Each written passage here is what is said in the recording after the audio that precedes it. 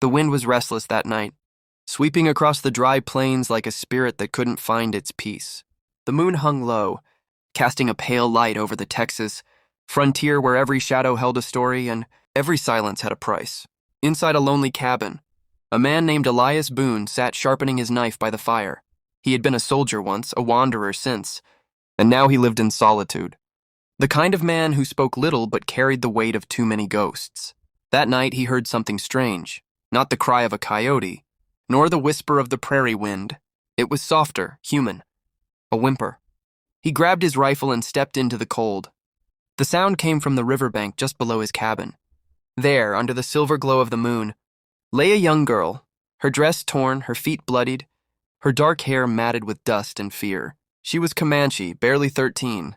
Her eyes darted up at him, wild like a cornered doe, expecting the white man to end what others had started. But Elias didn't lift his rifle. Instead, he wrapped her in his blanket and carried her home. Inside, the fire flickered against the log walls as he cleaned her wounds. She didn't speak his language, and he didn't speak hers. But fear and kindness need no words. From her broken whispers, he pieced together fragments. She had fled a raid, caught between the violence of settlers and the fury of her own tribe. Elias fed her, gave her his cot, and sat awake all night by the window, watching the moon sink behind the hills. The next morning, she smiled faintly for the first time, a small, trembling thing, but enough to stir something in his old, hardened heart. For a brief moment, Elias Boone felt what peace might look like. But peace in the West was like dew. It vanished with the sun. As the day wore on, the horses in his corral began to stir uneasily. The dog whined and hid under the porch. Elias stepped outside. Squinting toward the far horizon, a line of dust was rising, spreading fast across the plain.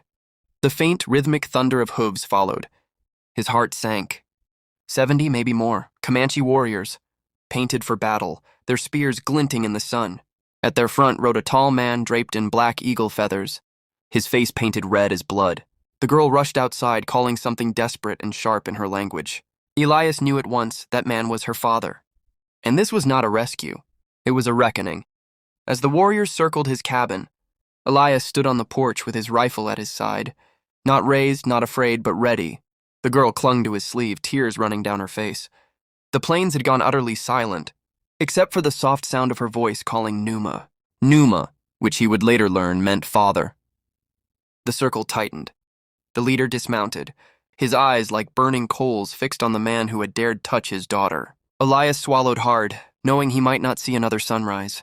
Elias Boone stood still as the warriors surrounded him, 70 strong, painted and silent like shadows of death.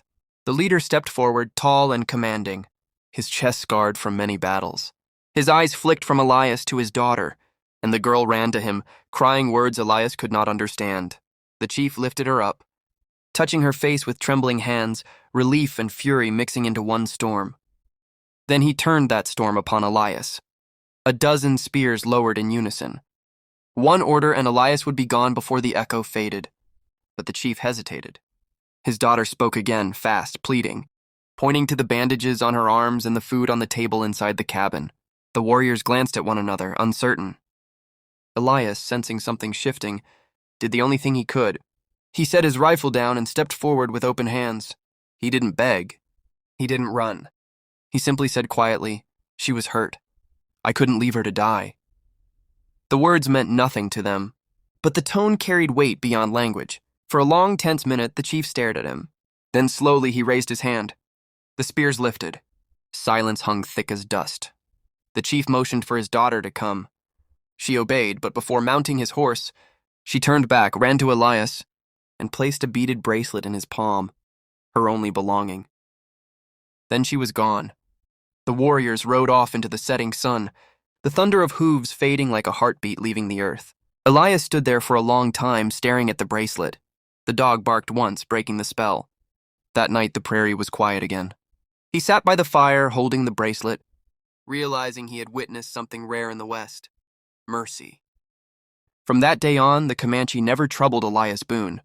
In fact, sometimes when the moon was high, he'd find gifts left at the edge of his land: fresh meat, painted stones, feathers, signs of respect. Years later, when settlers passed through, they told stories of a white man who lived in peace with the Comanche, who had once faced 70 warriors and lived, not because he fought, but because he chose compassion. And when Elias Boone's cabin finally fell silent, they found the bracelet hanging above his fireplace, untouched by time.